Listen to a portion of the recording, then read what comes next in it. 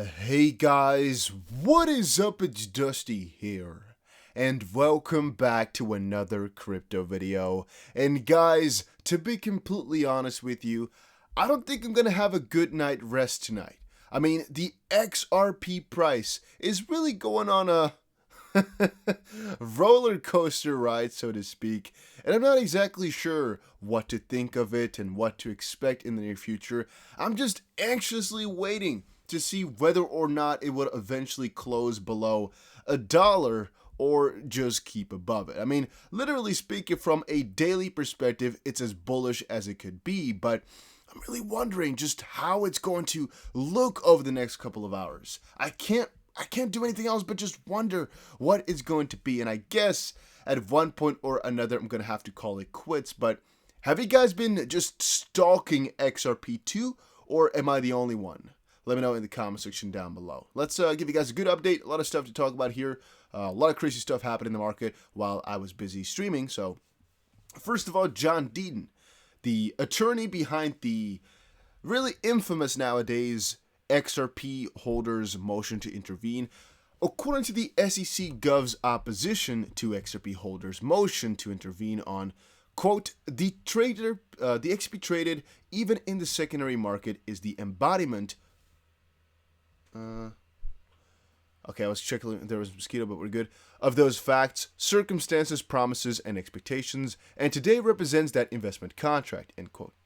Yet, they allowed this, and that reversed to you today, which basically shows that Mccaleb has dumped 80 million XRP over the past 14 days, which is something I want to talk about a little bit more tomorrow, as I have a couple of things to say about his dumping that I think deserves some attention, so stay tuned for that. But it is quite strange, though, if you start to think about it, how one of the co-founders of the XRP ledger and co-creators of Ripple hasn't been sanctioned, right? Why is there nothing done against his sales of XRP that are literally programmatic, and he's doing that literally just to make money and sell on top of people after he made it? I mean, if anybody is the freaking, what do you want to call it, the villain right here, it would be Mccaleb. He built something, he knows it's making him money, he leaves it, and he's just selling on top of people's heads. He is doing literally no good for anybody. Right? You might say, oh, but Ripple is basically, Ripple's doing the... He is doing nothing. He's just literally using the product which he created to make money for his other enterprises or whatever. I mean, what? How are they not going after him? Then DAI retweeted something which I found rather interesting. And this does make a lot of people question whether or not insiders are really real. Why? Well, think about it. This guy, Michael, said, Ripple price gained immense bullish momentum and surged nearly 10% since the early hours of trade. The price is expected to hit $1 in the coming couple of hours and also could surpass the $2.50 mark within the next 10 days. And the only reason I'm kind of bringing this up is because the price actually did do that. And so, even though I don't really want to, guys, I'm going to give this guy a little bit of the benefit of the doubt. And what I mean with that is, if these guys like Sahana here who wrote this and whatever were right once about the $1 XP mark, who knows if Crypto Bull was also right, because that's ultimately what it comes down to, all right? At first, I was really excited when I read this. I was like, oh, they said $1 could happen within a couple of hours, and it did happen. Why would they be thinking about $2.50? Like, oh, wow, okay, wow. Then I noticed they're just quoting Crypto Bull. And trust me, guys, I like this man, all right? I like him over on Twitter. He has a couple of good things to say. He has a lot of really controversial tweets that I don't agree with, but some of the stuff is really kind of fun.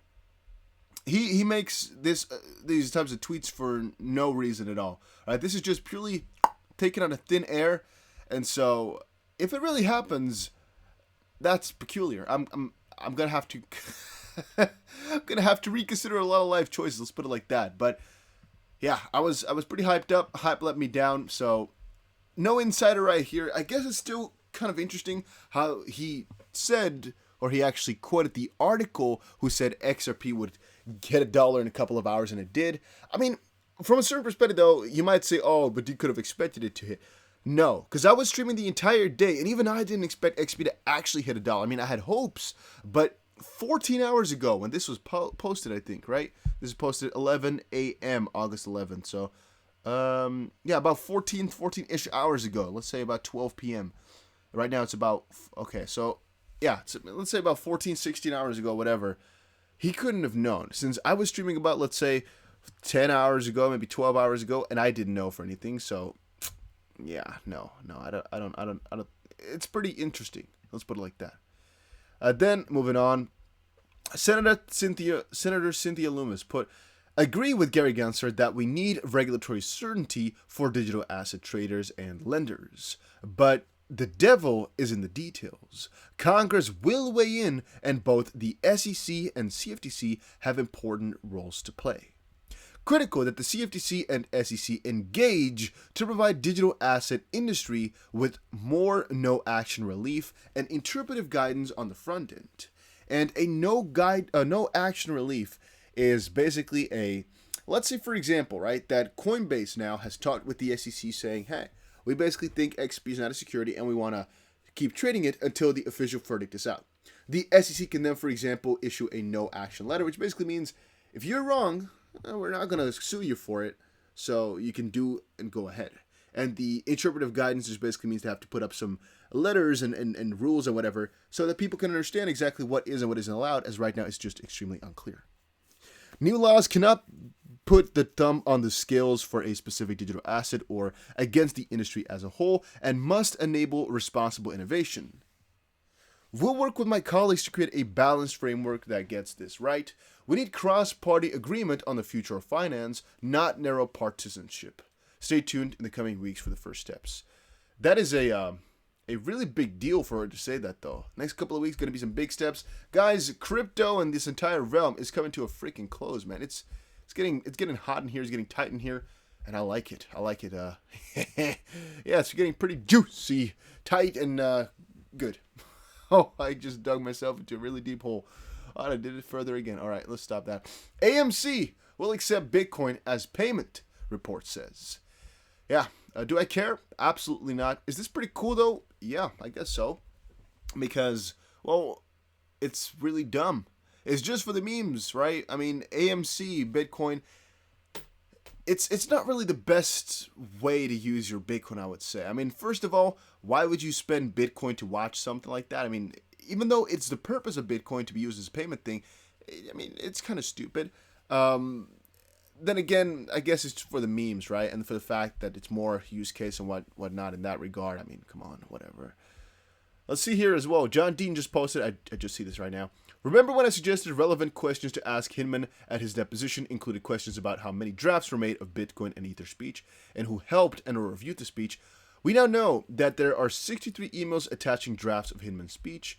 The SEC is claiming that all 63 emails and drafts, along with every other document they found, is protected by both the deliberative process privilege and the attorney-client privilege, but Hinman's speech was only his personal opinion, according to Hinman and the SEC speech. Now, partially, I'm going to have to agree with the SEC here. If the SEC added their opinion to a letter and put their own how do you say it? If they put their own bringing in to the speech, for example, let's say it differently. Let me do two steps back. If William Hinman put up a speech and he sent it to all his SEC buddies to say, hey, can you review it for me? What the SEC members said about it is privileged because it's their own official opinion about something as an SEC member.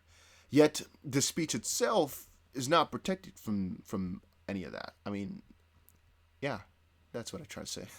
If his speech was never an opinion or a decision of the SEC Gov, or never officially adopted by the SEC, why and how would it be protected by the deliberative process, which is also something I ask. There was no deliberation by the SEC. His personal opinion doesn't need protection of the attorney privilege either. As expected, there was no way the SEC and Ripple were going to agree on this issue. The SEC claiming that every single document is protected, and it's a mistake, especially considering that the judge has ruled twice that the documents are relevant, subject to privilege. The more interesting question for me is, will Judge Nepin review all of these documents herself and then rule, or will she just order them to be produced to Ripple? I think the SEC should have been more selective in what they claim is privileged, because right now they are most likely going to lose a lot of extra documents by claiming everything, as the judge obviously can't go over every single small document like that. It's going to be a big issue.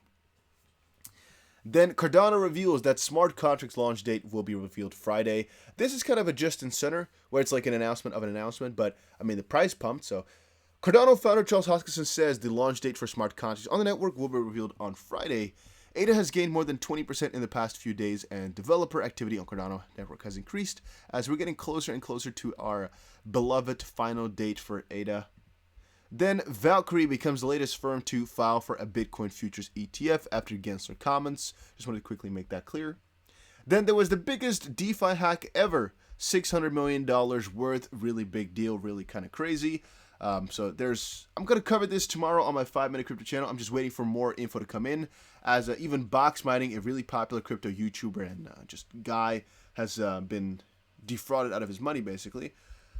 Then again, it's basically been said now that about half of the money has already been returned, so I want to kind of wait for the story to conclude before I go talk about it over on my other YouTube channel, but I guess we shall see over the next couple of hours, and I'll talk about it tomorrow in the morning with a very interesting update regarding all of this. So, guys, thank you all for watching. Stay tuned for more episodes. Make sure you check out Bybit if you're looking for a place to trade on, and I'll see you guys again in another crypto video later today.